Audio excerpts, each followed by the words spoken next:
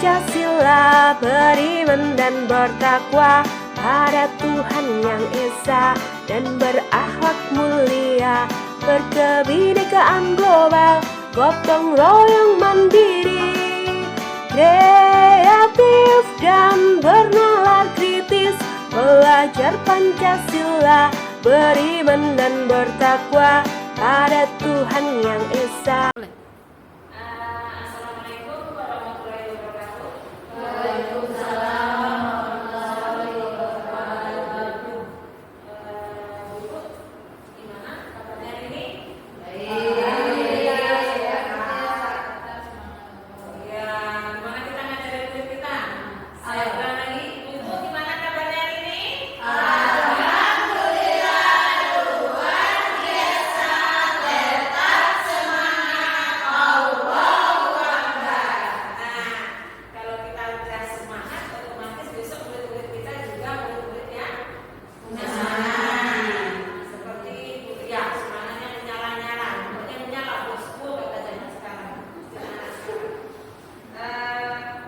Puji syukur kita sama-sama kita haturkan kepada Allah Subhanahu wa taala yang mana pagi sore, siang menjelang sore ini kita masih diberikan kesempatan untuk dapat berkumpul bersama di sini, dan sholawat beserta salam kita haturkan kepada junjungan Nabi besar kita Nabi Muhammad SAW yang telah membawa kita ke alam yang serba ada seperti sekarang ini, baik makanan, baik itu ilmu pengetahuan, baik itu teknologi. Bisa dibilang apa yang kita minta itu sekarang semuanya ada, asal kita semuanya mau berusaha. Baiklah, Bapak Ibu, hari ini kita akan menambah ilmu. Menambah ilmu juga, nambah sertifikat juga. Sertifikat maksudnya bukan sertifikat rumah atau sertifikat padat, tapi sertifikat untuk pengembangan diri kita dari pembel kita. Apa nama pembel kita, Bapak Ibu? Jangan sampai nggak kenal nama pembelnya. Cemara, Cemara. cerdas, Cerdas. meraih juara. Dari situ nanti insya Allah akan dapat satu sertifikat.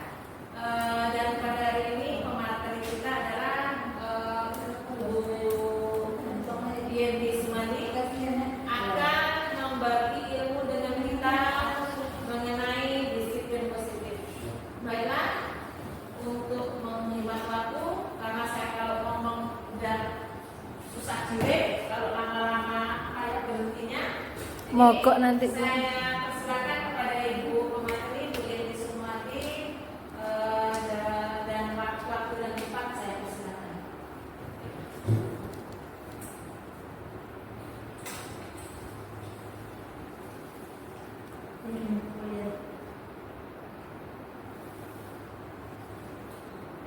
Assalamualaikum warahmatullahi wabarakatuh. Waalaikumsalam warahmatullahi wabarakatuh. Alhamdulillah, alhamdulillahirobbilalamin, wassalatu wassalamu ala asyrofil anbiya'i wal mursalin wa ala alihi wa sahbihi rasulillah ajmain.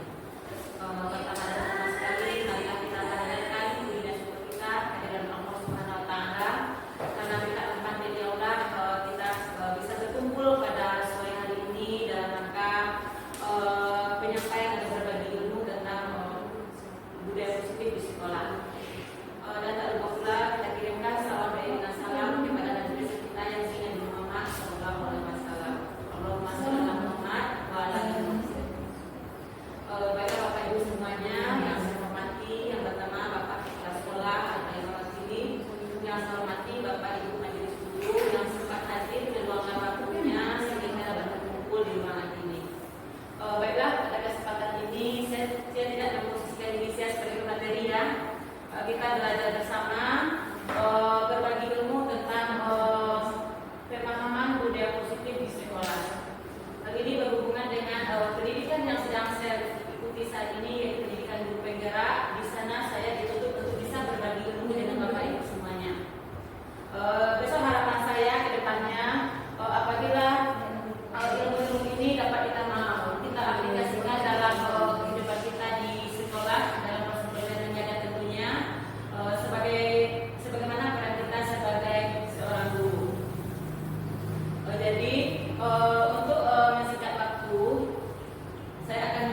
Bapak Ibu dulu untuk sedikit apa ya, konsentrasi lah sedikit. Ya Bu, karena sudah lumayan capek ya Bu, ini udah berjalan sampai Di nanti. sini ada nama permainannya tebak kata. Coba warna Bu, apa? Tebak warna, tebak warna ya. Ini sepertinya Udah sore Bu. saya banyak berbagi, jadi capek. Ice breaking tebak warna. Sebut warna bukan tulisan. Jadi yang Bapak Ibu sebutkan bukan apanya, bukan tulisannya, tapi warnanya. Ayo tes konsentrasi kita semua. Ini level pertama yang paling mudahnya. Merah, Ya. hijau, putih, biru, kuning, pink, hijau. Ada yang salah, berarti masih ada konsentrasinya yang belum yang berapa? Putih, biru, biru, pink, kuning, hijau, merah, biru, pink. Ini kita sulitnya. Merah, kuning, hijau, pink, kuning, merah, kuning, biru, hijau, pink, merah. Selesai. Jadi dari kegiatan ini dapat kita ambil manfaat, mungkin saja bisa kita terapkan untuk anak kita di kelas nantinya, ya. Jadi ketika mereka sudah kurang konsentrasi, kita bisa gunakan permainan ini untuk mengembalikan konsentrasi mereka. Baiklah Bapak Ibu, untuk menyingkat waktu sebelum kita masuk bagaimana penerapan budaya positif di sekolah, kita mesti tahu dulu apa itu budaya positif, apa pengertian budaya positif itu. Sebagaimana tertera dalam slide sini, budaya positif adalah sebuah nilai kebajikan atau nilai kebaikan yang menjadi keyakinan dan pada akhirnya menjadi karakter atau ciri khas dari sebuah komunitas atau lembaga. Kita di sekolah dan cinta ini tentu setelah memiliki budaya positif yang telah kita terapkan selama ini, itu sudah pasti ada ya. Cuman saat ini kita perlu meningkatkan budaya positif itu agar tertanam dalam diri anak kita. Mulai dari hal-hal yang kecil terlebih dahulu. Mungkin masalah bertegur sapaan dulu ketika bertemu, atau bersalaman, atau mungkin saja ketika dia lewat di depan kita ada naik tubuhnya untuk menunduk seperti itu ya. Jadi budaya-budaya ini perlu kita tingkatkan di sekolah kita. Jadi penerapan ini tidak bisa hanya sekali dua kali. Mungkin biar kata orang, hari ini diterapkan besok enggak, itu tidak akan memberikan dampak dan hasil yang baik. Nah sebaiknya penerapan budaya positif itu bagi nilai kebaikan ini kita lakukan secara terus menerus, kontinu dan menyeluruh. Dalam artian tidak hanya dilakukan oleh satu orang, dua orang, atau kepala-kepala saja, atau guru ini saja, bukan seperti itu.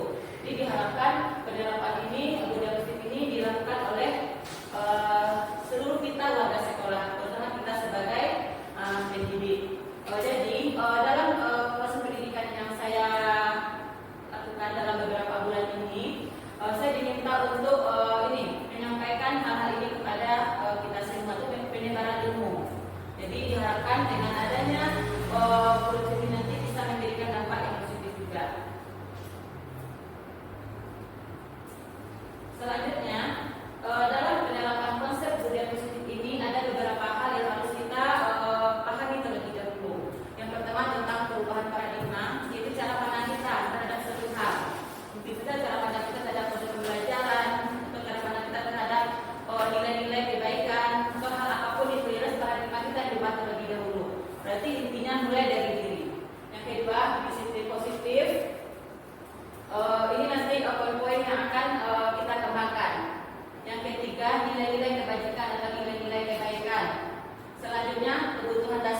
manusia, motivasi perilaku manusia, perilaku kontrol manusia, keyakinan kelas, dan segitiga restitusi. Jadi kesemua ini nanti akan kita bahas satu persatu.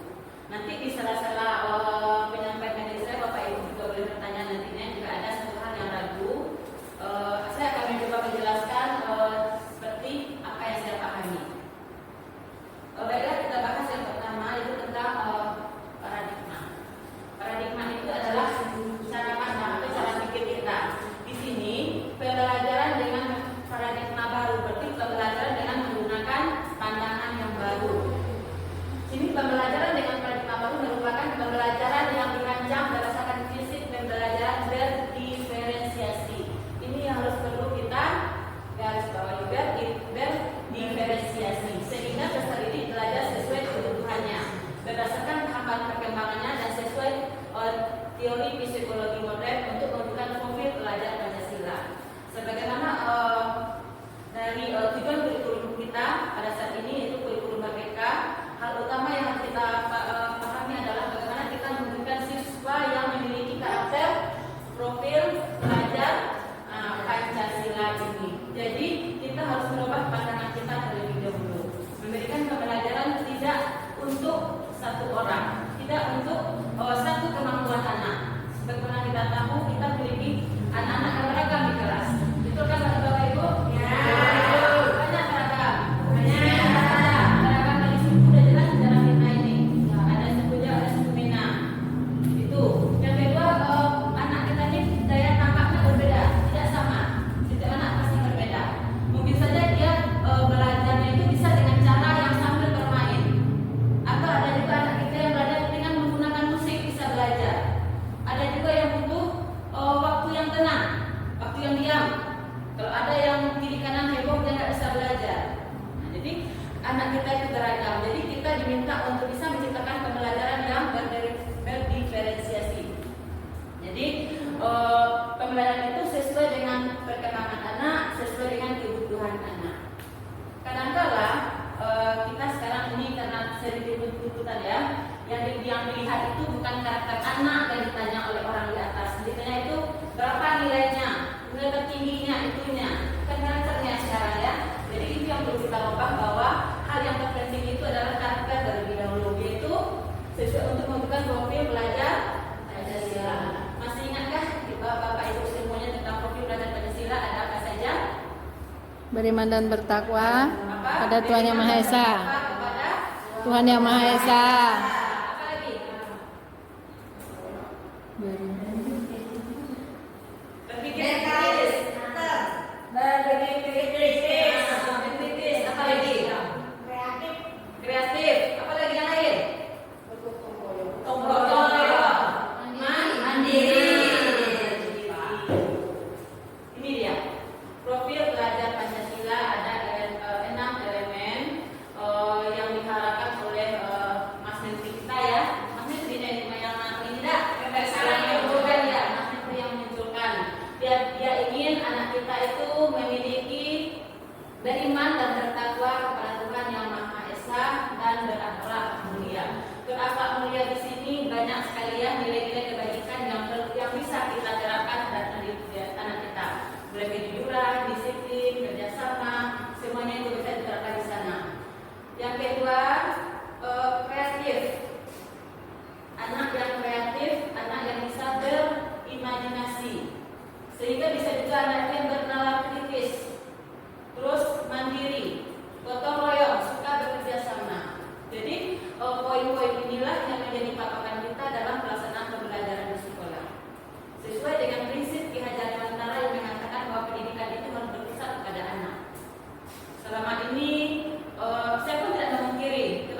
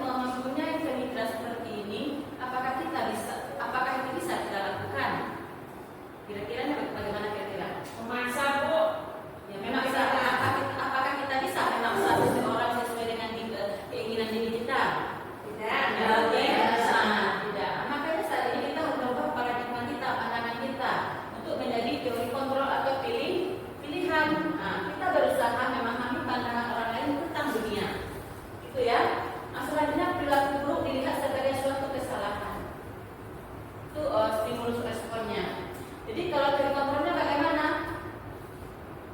Semua perilaku memiliki tujuan, baik buruk, baik benar atau salah, tentu ada hal-hal positif yang bisa kita ambil di sana.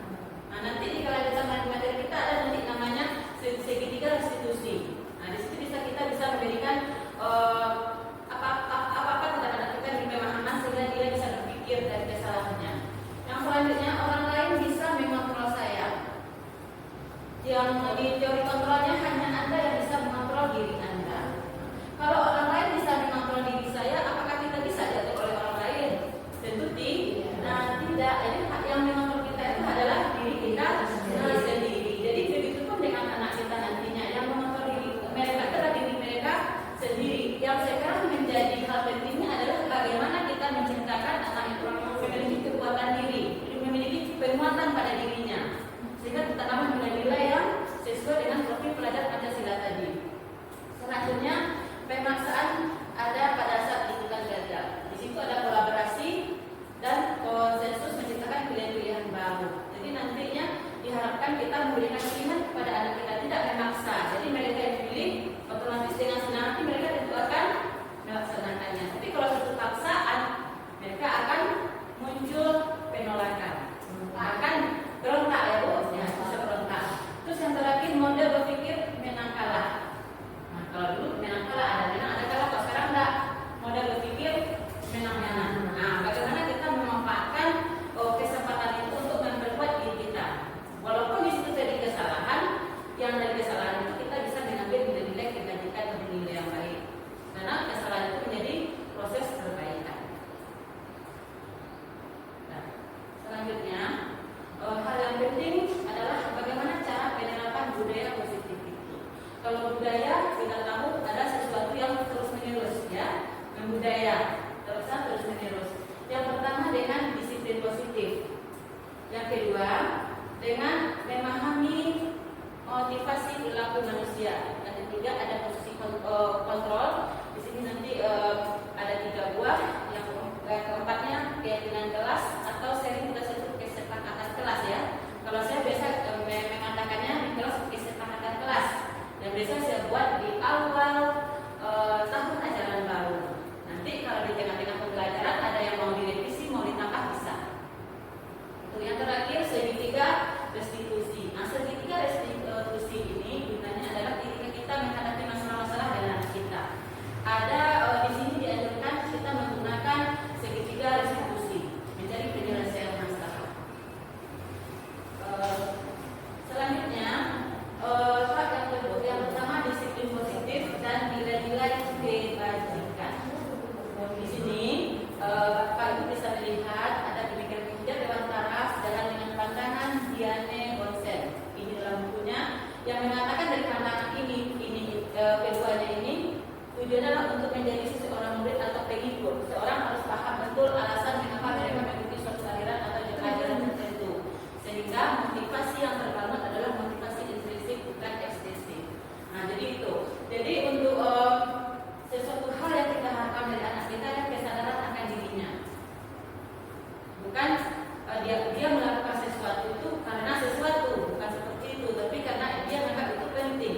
Itu adalah hal yang harus dia lakukan. Pasti muncul dari diri sendiri, bukan dari faktor luarnya. Nanti bisa saja diberikan sampai kenalan, jadi seperti itu. Nah, selanjutnya di sana ada nilai-nilai kebajikan universal. Sini ada nilai-nilai kebajikan terus positif manusia yang merupakan tujuan mulia yang ingin dicapai setiap individu. Nilai-nilai tersebut bersifat universal dan lintas bahasa, suku, bangsa, agama maupun latar belakang. Itu nilai-nilai kebajikan atau nilai-nilai kebaikan yang tidak hanya untuk satu konteks saja, tapi semuanya, dia mencakup semuanya. Nah, setiap perilaku atau perbuatan memiliki satu tujuan. Jadi tujuan itu diharapkan tujuan yang positif. Dengan mengaitkan nilai kebajikan yang dimiliki seorang, maka motivasi intrinsiknya akan terbangun sehingga gerakan motivasi diri dalam untuk dapat mencapai tujuan yang diinginkan. Ini sesuai dengan keinginan Mas Menteri kita tadi yang mengatakan sesuai dengan profil belajar Pancasila, beriman dan bertakwa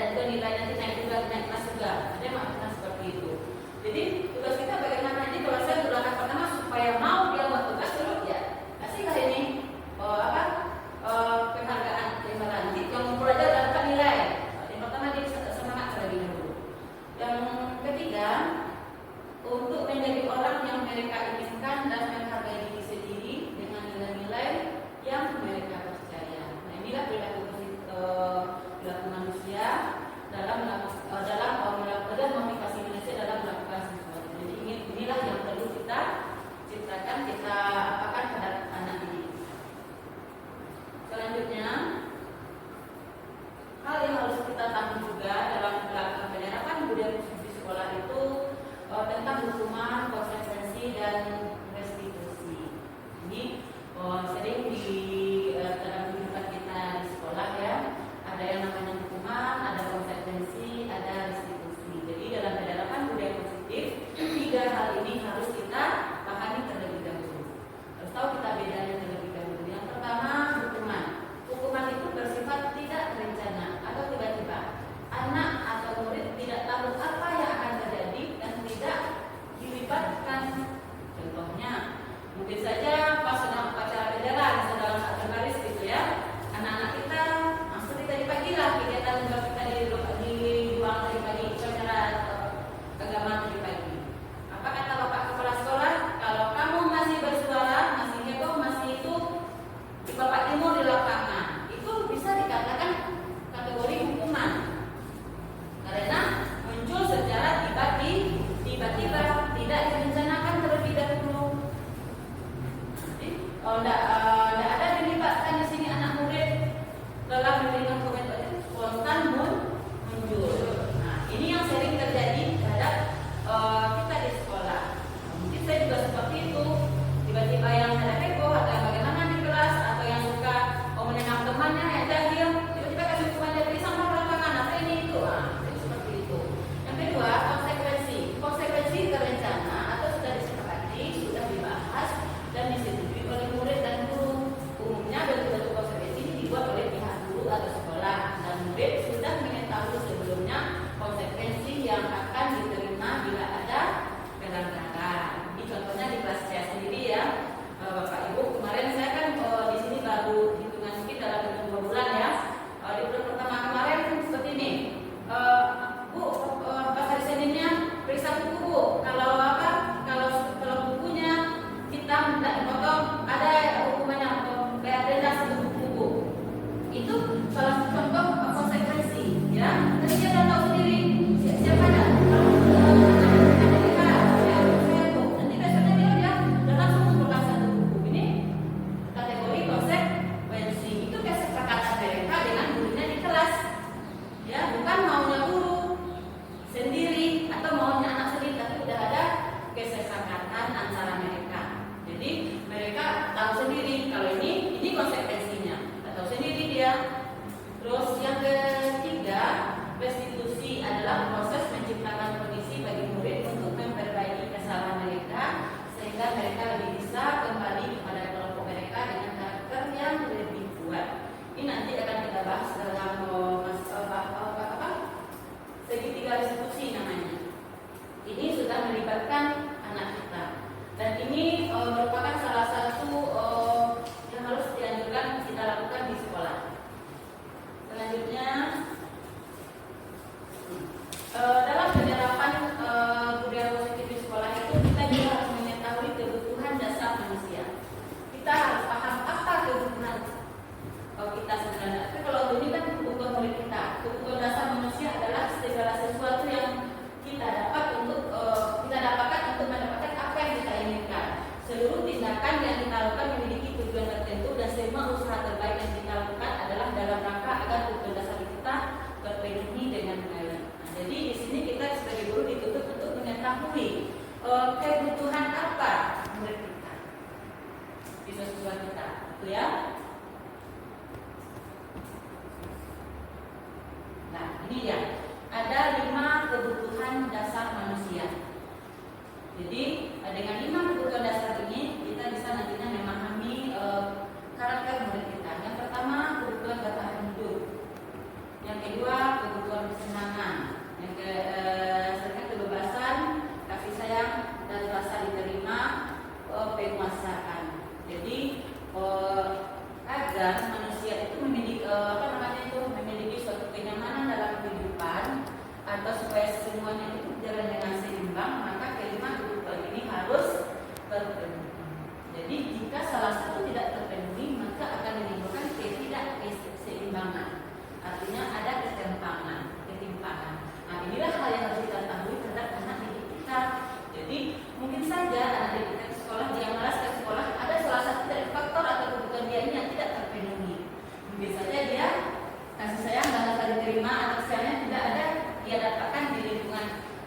dikatakan mungkin kurang ya, karena kesibukan orang tua, kesibukan orang tuanya mencari nafkah atau apalah, atau mereka yang tidak memiliki orang tua tentu kurang di situ. Jadi peran kita sebagai seorang guru dan pendidik bisa memahami kebutuhan anak didik kita. Jadi itu. Jadi seperti di awal tadi kita harus mengetahui semuanya. Jadi untuk hal ini pun kita tidak bisa melakukan dengan sebentar gitu ya. Hari ini setelah tidak bisa seperti itu, harus melalui proses-proses yang panjang. Jadi ini mungkin untuk kelanjutannya kita di sekolah nanti bisa kita laksanakan dalam jangka pendek, kita memang mungkin saja dalam jangka panjang dalam penerapan budaya positif ini. Dan nantinya juga akan kita bahas pada pertemuan berikutnya mungkin ya Bu ya. Ada waktunya nanti kita akan bahas tentang visi dan misi. Ada namanya praktasa perubahan yang dimulai dari aset yang ada di sekolah kita, bukan dari masalah yang menjadi semacam itu, dari sesuatu kekuatan yang ada di sekolah kita kembangkan, kita tingkatkan menjadi yang lebih baik.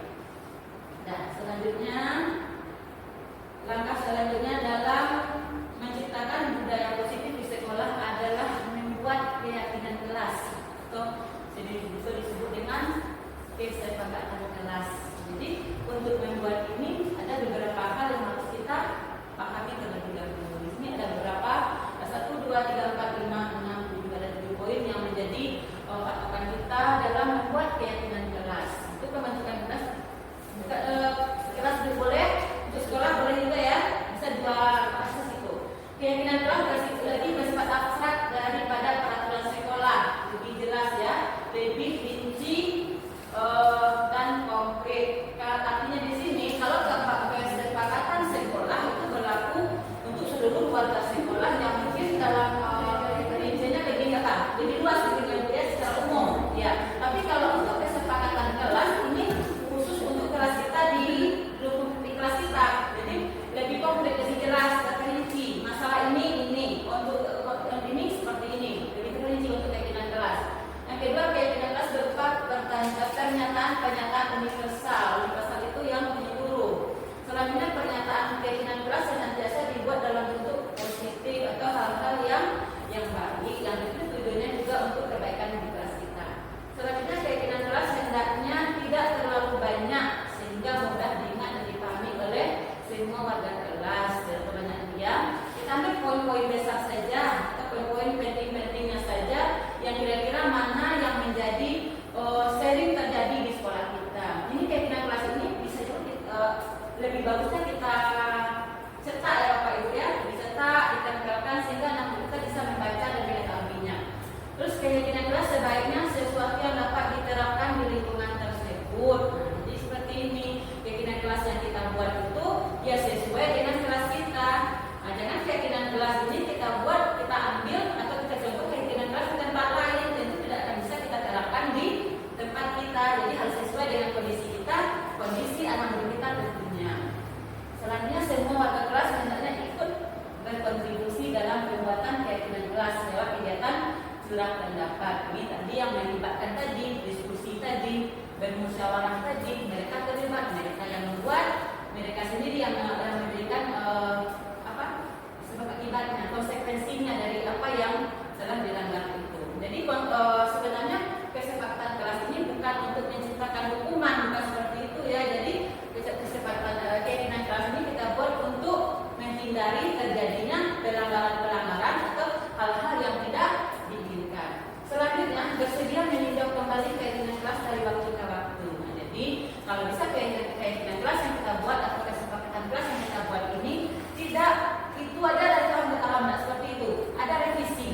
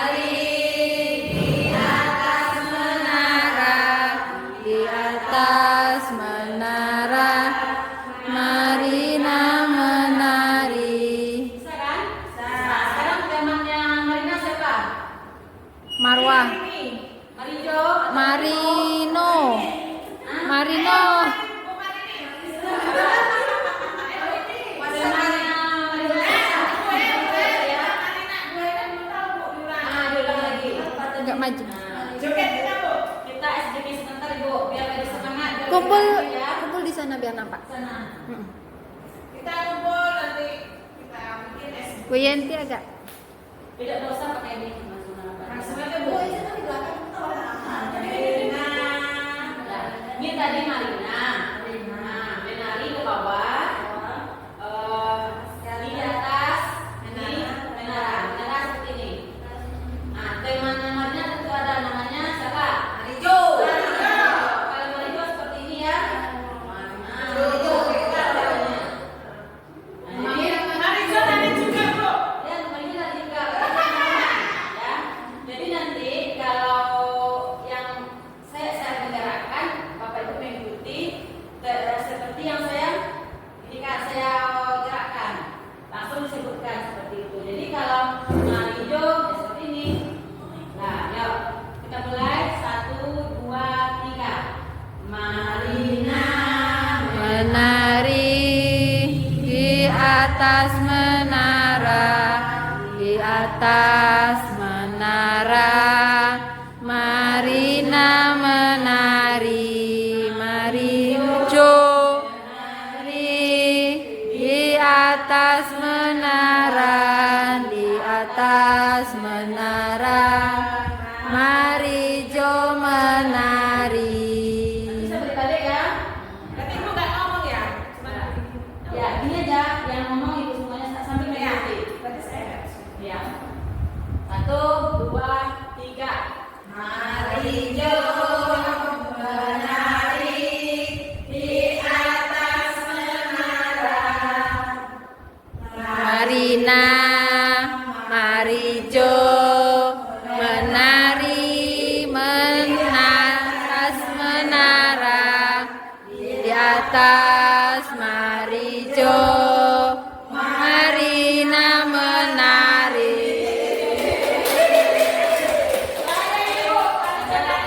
Ya, di atas. Menari di atas. Marijo di atas. Saya lebih semangat ya Bapak Ibu ya. Nah, sebenarnya hal seperti ini pun bisa kita terapkan untuk anak kita di kelas, terutama di jam-jam terakhir. Karena di jam terakhir seperti kita sekarang ini udah lelah, udah jenuh mungkin dengan pembelajaran yang kita laksanakan pada pagi harinya. Nah, selanjutnya kita masuk untuk langkah selanjutnya dalam penyerapan budaya positif itu.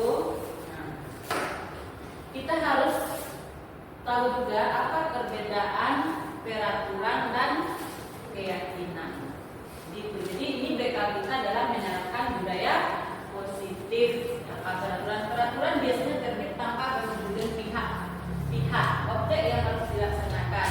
Posisi murid sebagai objek ini adalah peraturan ini dibuat secara tertulis biasanya. Jadi seseorang sudah masuk ke sebuah lembaga atau apa, mereka udah dengan sendirinya mematuhi peraturan yang ada di sana. Itu yang namanya peraturan. Jadi dibuat oleh pihak-pihak tertentu yang tanpa persetujuan objeknya atau orang yang ada di dalamnya. Dia dibuat oleh apa namanya itu instansinya atau lembaganya.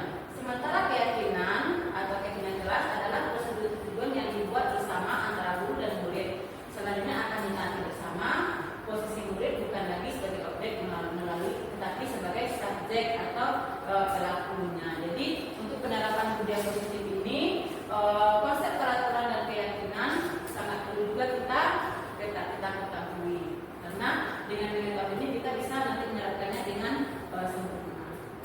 Terus selanjutnya dalam penerapan budaya positif itu hal yang harus kita tahu adalah 5 posisi kontrol sebagai pendidik atau sebagai guru. Yang pertama ada namanya posisi penghukum, ada posisi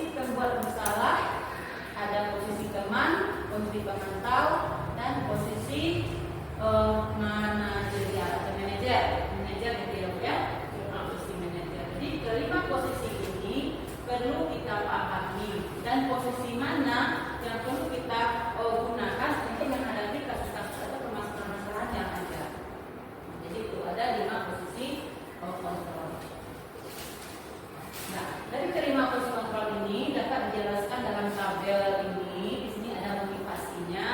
Ada nanti yang akan menciptakan identitas gagal, identitas berhasil atau sukses, ada identitas berhasil sukses juga. Ini kontrol dari luar, ini kontrol dari luar juga. Sementara yang satu lagi ini adalah kontrol dari dirinya. Jadi dari 5 posisi kontrol tadi ada penghukum, berbuat rasa bersalah sebagai teman, pemantau dan manajer ini. Ada identitas atau sesuatu yang berhasil nantinya.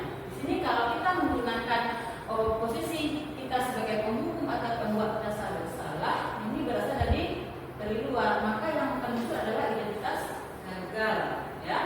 Sementara kalau kita menggunakan posisi kontrol teman dan pemantau, nanti akan ini masih dari luar ya, dari luar, yang akan muncul adalah identitas sukses atau berhasil. Di sini motivasi mereka itu adalah mengharapkan imbalan atau tergantung pada orang lain kalau kita menggunakan posisi teman dan pemantau.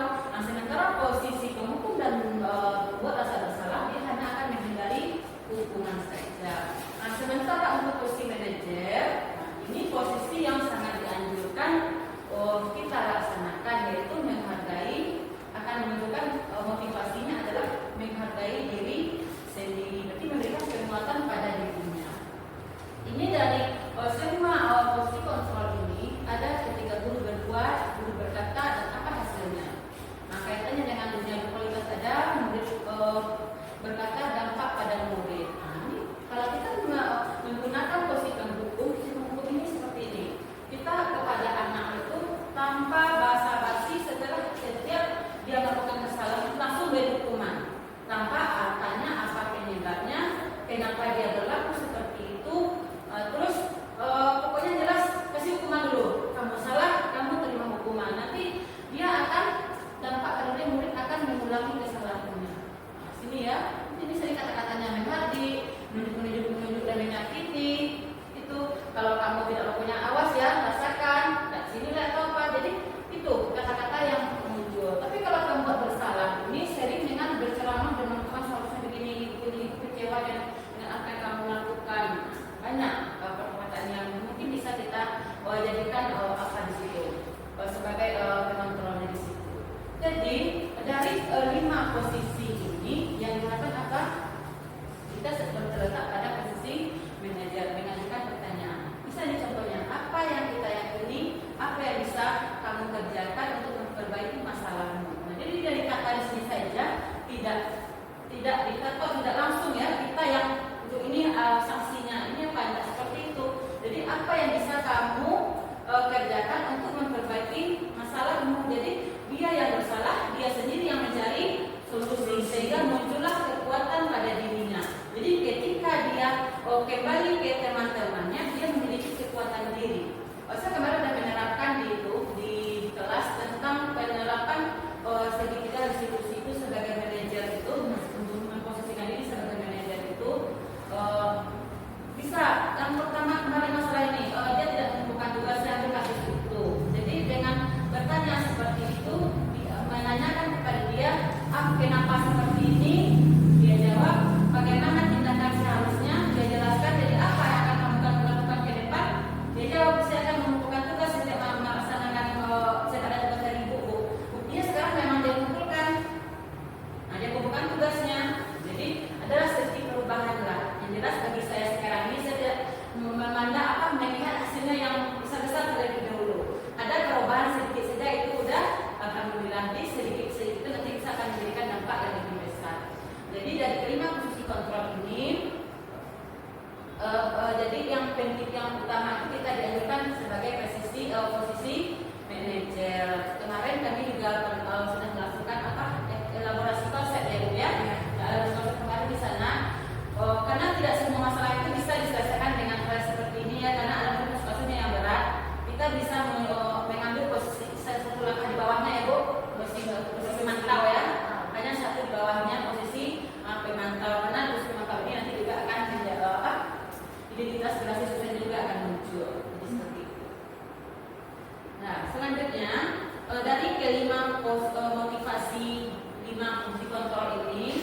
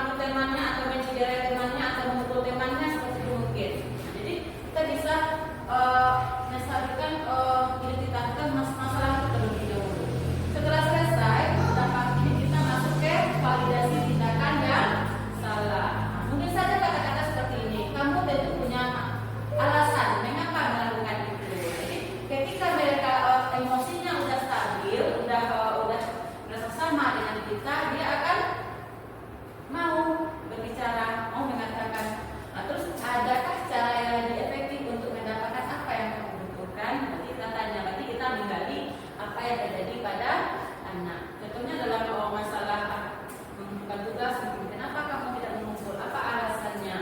Nanti dia akan bercerita di situ. Itu namanya tindakan memvalidasi tindakan yang salah. Dari penjelasan dia itu kita bisa bertanya, apakah perbuatan itu harus boleh dilakukan?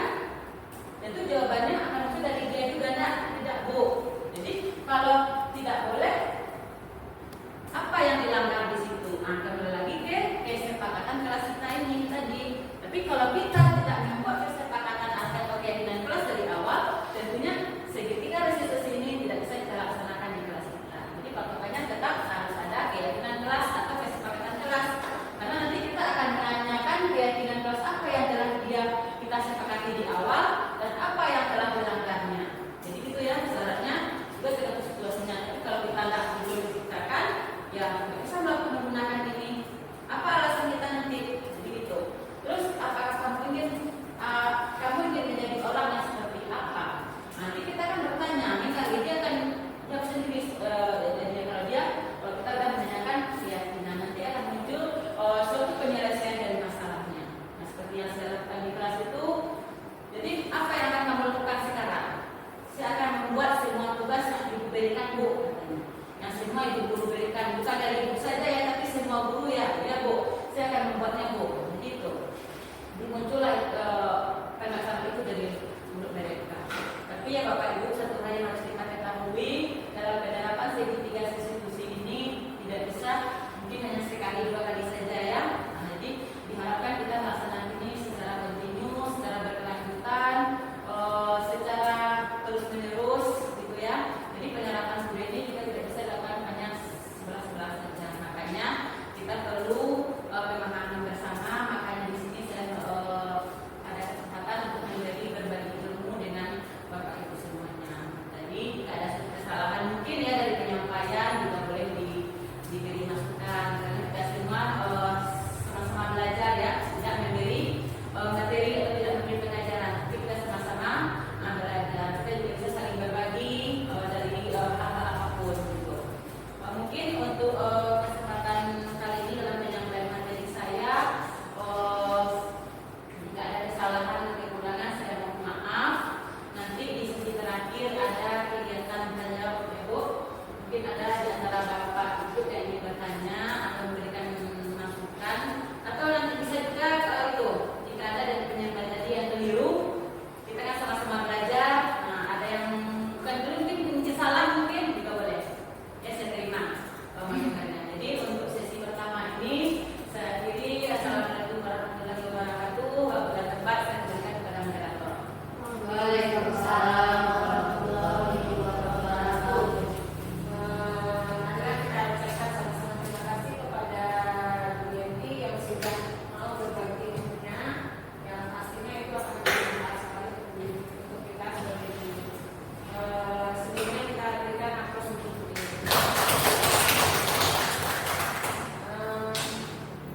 Baik, untuk selanjutnya saya buka sesi untuk bertanya.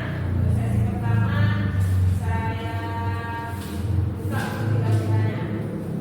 Yang pertama ada Bapak Ibu? Ya, Bu Tia. Ya, baik Bu, saya akan bertanya ke Bu Muhammadi.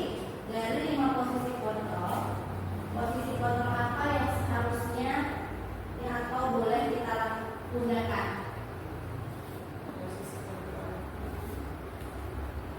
Apa yang boleh atau yang seharusnya kita gunakan? Baik, untuk yang kedua Bapak Bu, selamat bertanya. Bu Rel. Di sini saya bertanya tentang budaya positif. Bagaimana cara menanamkan budaya positif yang baik di sekolah?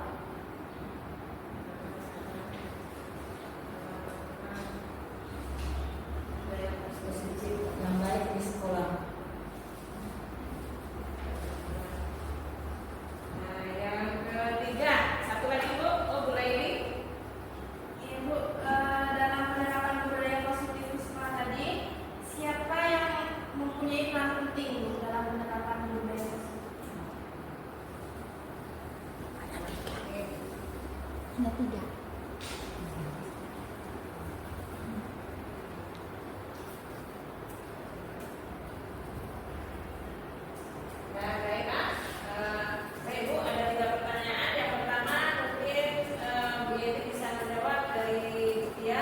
Dari 5 posisi kontrol mana yang harusnya kita terapkan di sekolah atau kelas?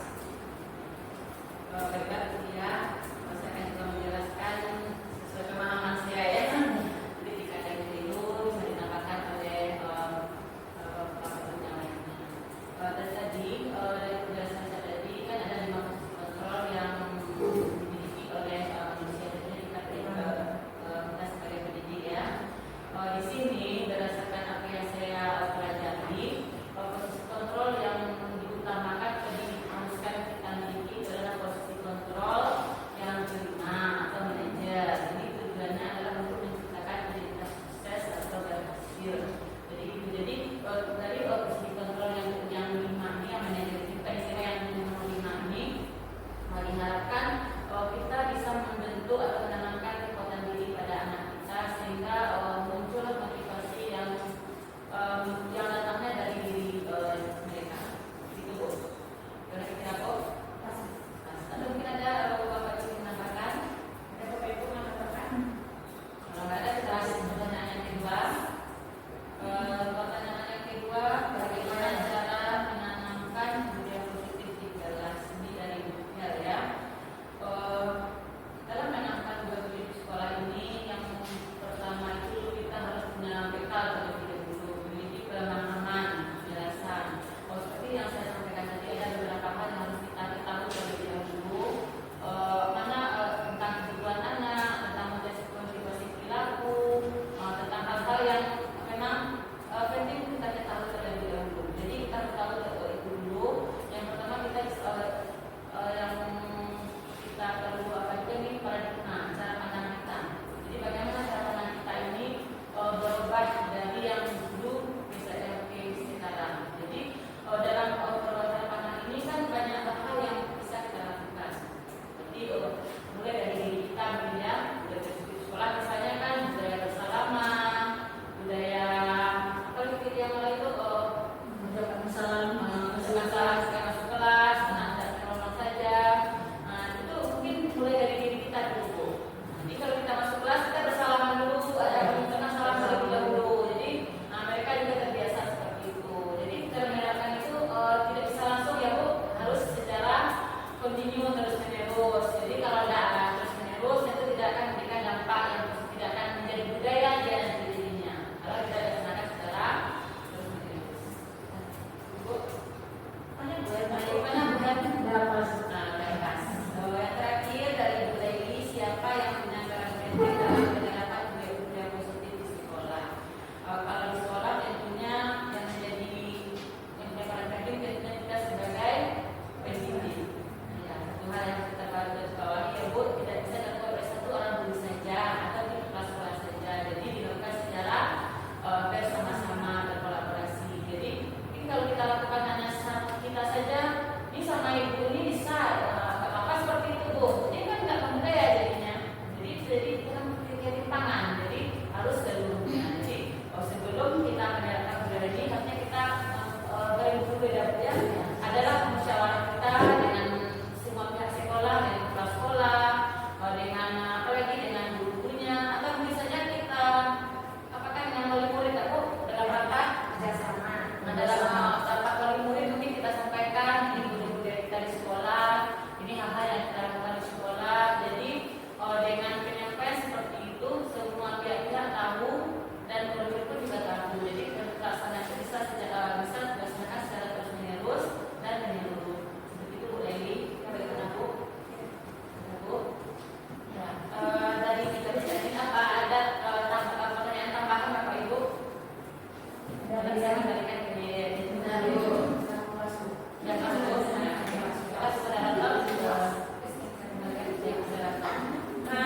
Sepertinya penjelasan Bu Yenti sudah luar biasa sehingga ibu semua sudah mengerti. Untuk sesi kedua ada yang mau bertanya Bu? Ada? Kalau tidak ada, saya ucapkan terima kasih kepada Ibu Yenti karena sudah menambah kita. Dan tidak lupa kita ucapkan alhamdulillah kegiatan kita hari ini berjalan dengan saya sebagai moderator, mohon maaf kalau ada salah kata dan saya akhiri dengan wabillahi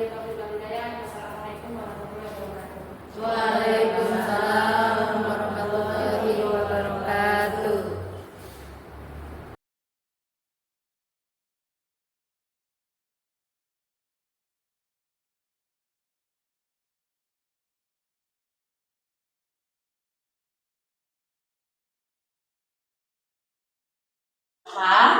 Baik. Dafa tahu kenapa siang ini Dafa ibu panggil? Tidak? Tidak, ya. Tadi pagi ketika ibu baru sampai di sekolah, ibu melihat keliling kelas kita masih banyak sampah yang berserakan. Masih ada tong sampahnya yang penuh dengan sampah. Dafa tahu sekarang hari apa? Hari Senin? Ya. Hari Senin itu hari apa bagi Dafa itu? Apa? Tiket kelas? Ya. Hari tiket kelas?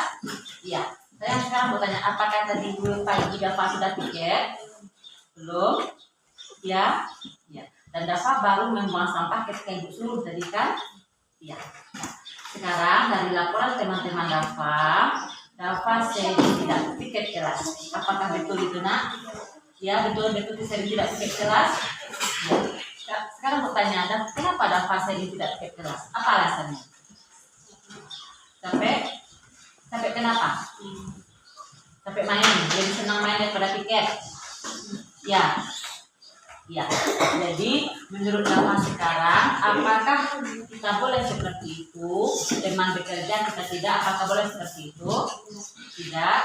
Dafa tahu dalam melanggar kesepakatan kelas kita hari ini. Tahu? Ya. Keyakinan kelas apa yang telah Dafa langgar? Apa? Ya, tiket apa ya keyakinan kelasnya? Dapat tanggung jawab. Ya. Jadi dengan sering tidak tiket kelas berarti kita tidak bertanggung jawab dengan tugas yang diberikan kepada kita. Sekarang bertanya, ke depannya kira-kira apa yang harus Dafa lakukan? Bertanggung jawab untuk apa? Untuk tiket kelas. Ya. Mulai hari ini Dafa telah meyakini bahwa tiket kelas itu adalah tanggung jawab kita. Ya, sekarang Dafa sudah mengerti bahwa Dafa ke depannya akan melaksanakan tiket kelas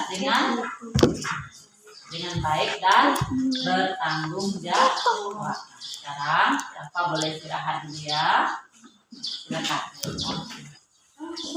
Apa kabar Dina? Baik, ya. Dina tahu kenapa dipanggil hari ini? Tahu? Ya. Baiklah, akan dijelaskan dulu ya. Dina, setiap tugas yang diberikan oleh Bu Guru, apakah selalu Dina kerjakan? Tidak. Tidak. Sering tidak membuat. Ya. Jarang tidak membuat. Ya. Sekarang Ibu mau tanya, kenapa Duna tidak membuat tugasnya itu? Apa? Capek kenapa? Capek kenapa? Karena main. Jadi pasti lokal nggak mau lagi tidak tugas. Seperti itu. Ya. Ibu mengerti ya, karena sering kita banyak main, kita sering berlari di luar, akhirnya pas sampai di kelas kita menjadi capek ya. Ibu mengerti masalah itu. Ibu juga sering seperti itu, juga sering capek. Juga sering mengalami hal-hal yang membuat kita malas. Sekarang Ibu tanya, apakah tindakan Duna itu baik untuk dilakukan?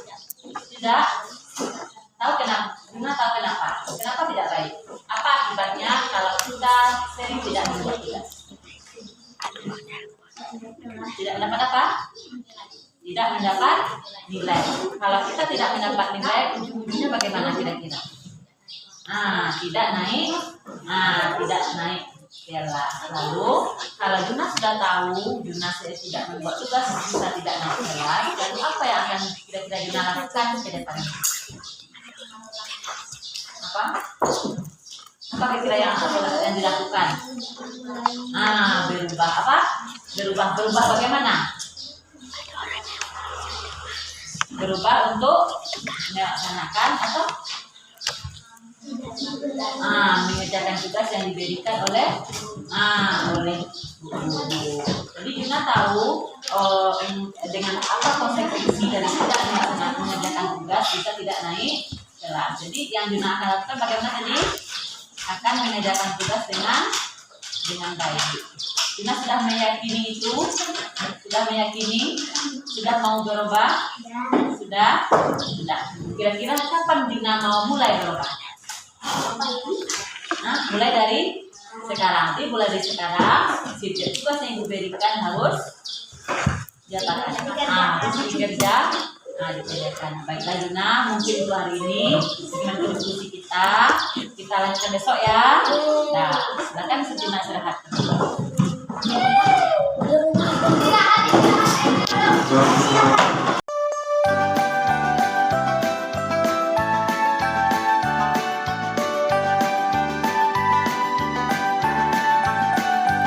Belajar Pancasila, beriman dan bertakwa pada Tuhan Yang Esa dan berakhlak mulia.